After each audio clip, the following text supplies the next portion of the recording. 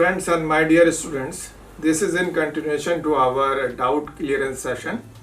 I have received many questions on Google Classroom platform regarding the environmental issues, and many of them I have answered on that platform.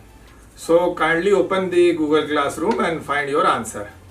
And today we are taking first question from the Shivam Gupta.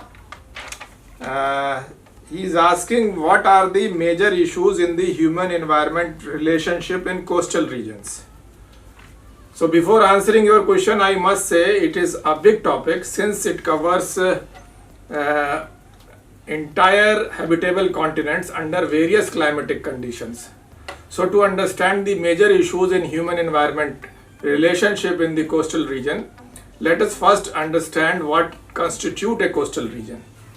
You will be amazed to know that there is no standard definition of the coast. Therefore, calculation of how many people live in the coastal region varies. But we can safely say that the area within 50 to 200 kilometers of the shoreline constitutes a coastal region. And if we delineate the coastal region on the basis of 200 kilometer limits from the coastline, I mean towards the land side, we find that more than 3 billion people live in this region. And this population is also likely to cross more than 4 billion in near future. If we look at the physical map, we find that the coastal region are generally, if you compare the coastal region of Norway with the coastal plains of India, you will find the difference. Or within India, compare the east coast with the west coast. You will find the difference. Therefore, in world we find various types of coast and they are listed here. Now let us go further. Again, you will be amazed to know that 14 out of 17 largest cities of the entire world are located along the coast, and most of them are in Asia, like economic capital of our lovely country, Mumbai. Then we have Kolkata, then Chennai and many other cities. Similarly, in other parts of the world we have Shanghai, Bangkok and Jakarta. I hope this is clear from the map. So kindly you yourself see the location of world's largest cities and think why the population density is high along the coastal regions of the entire world. Now let us briefly work out the reason and see why issues or environmental issues are related with these very reasons. The first reason is that the coastal regions have comfortable climatic conditions, which we have already discussed in the previous question answer sessions. I mean the comfort zone. But remember, it is not true for the polar areas. So likewise, the other reasons for high concentration of population are associated with the economic opportunities, like there are big urban and industrial centers, and therefore people also migrate to these areas for job opportunities. Now the region is also important from the point of view of the food production. For example, in India there are more than 35 fishing centers along the coast, which also provides employment opportunities to more than around 10 million people, or you can say 1 crore people. So this region attracts the large number of people, and migration is also more in this area of the world. And this attraction is also because of scenic beauty. Think why people go to Goa or Kanyakumari or Andaman Nicobar or the other coastal regions of the world. So coastal regions worldwide are major destinations of the tourism activity, which again creates many environmental problems if it is not regulated properly. For example, water pollution is one, garbage disposal is another, development of slums is also an important issue. All these are related with the economic activities. I am giving you the hint of Dharavi in Mumbai, which is considered as the world's largest. So there are several YouTube videos on this slum. You watch and think further. Now come to the other reasons related with the high concentration of population in the coastal region. The coastal regions are also developed in terms of transportation and communication. These regions are well connected with almost all means of transportations like waterways, airways and railways. This in turn facilitates the trading activities both at national and international level. So now we can say that the combined effect of the economic opportunity, transport and communication network, tourism activity, favorable climatic conditions, all encourage the high concentration of population in this region.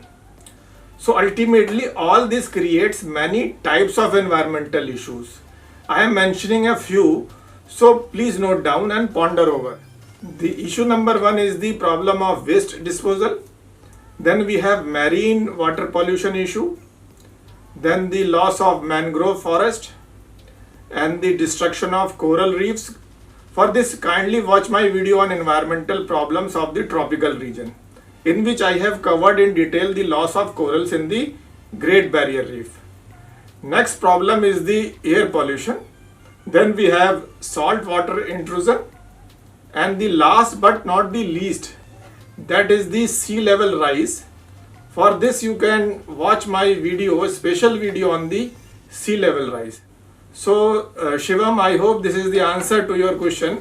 And in the end of the present video, I have a surprise for you. Recently I visited a well-known coastal city of our country, and look at the photographs and videos and write the name of the city and environmental problem you can identify through the presentation. Now let us take another question. This question is by Anjali Mishra. She is saying, good morning sir. Good morning Anjali. Sir, please explain forms of energy, and in next question you are asking what is energy transformation. So Anjali, here is the list of various forms of energy. They all can be grouped into various ways, but their classification in terms of potential energy and kinetic energy is the most common one. Now the second question is, what is energy transformation? Anjali, energy transformation means changing the forms of energy into other forms. Since you are the student of environmental geography, therefore I will take example from ecosystem. This is the basic structure of an ecosystem. Look at the structure carefully and notice that the primary energy is coming from outside the boundary of the ecosystem. That is the sun. So sun's energy is in the form of radiation, which is generated due to nuclear fusion. Now some part of this radiation energy, or more simply the light, is converted into chemical energy by the primary producers. That is basically the green pigments or green parts of the plants. We know this process as photosynthesis. So this light energy is converted into chemical energy, or in other words, carbohydrates. So this is actually a manifestation of energy transformation. But Anjali, it is not so simple. This entire process is governed by these two laws, and these laws are known as laws of thermodynamics. Kindly pause the video and relate this with the ecosystem model, and use the energy pyramid taught to you in the class, and understand or relate the second law of thermodynamics from primary producer to the secondary or tertiary consumers. Now we are taking next question, and this question is from Anuj Kumar. Good evening sir. Good evening Anuj. Sir, my roll number and my question is, environmental geography refers to the study of relationship between organisms and environment, as well as interconnection and interdependence between them. Similarly, ecology also studies organism and environmental relationship. So basically you are asking, why do we need the environmental geography when we have ecology to do the same task, isn't it? So that is really a very good question. So to answer your question, Anuj, let us first unfold what do we mean by the term geography. There are many definitions of geography, but geography simply means the study of Earth's surface as a home of man. Remember, I am saying home, not the house. So the focus of geography is the human beings and its interaction with the Earth's surface or the entire environment. We geographers use various approaches to understand this relationship, like these approaches, which becomes part of our literature or subject matter. Now combine geography with the environment or the environmental geography. The environmental geography focuses more on human-environment relationship. On the other hand, ecology treats human being as only the omnivores or just an organism among the many other organisms. Remember, pig is also an omnivore, but there is a remarkable difference between human beings and all other organisms. The human beings are special. Think who has created the space station with the artificial environmental conditions to survive in the space or on the moon.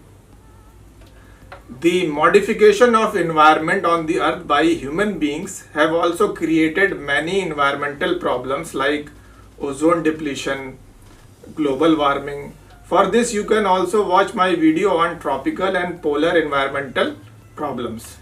So remember, all this is beyond the scope of ecology, and this diagram is showing the scope of environmental geography.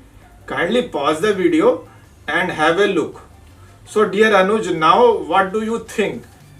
We need the environmental geography or not? Kindly leave your reply in the comment section. So that is all for today. In the next video, we will take up more questions related to the environmental issues. Till then, bye bye and subscribe my channel. Thank you and take care.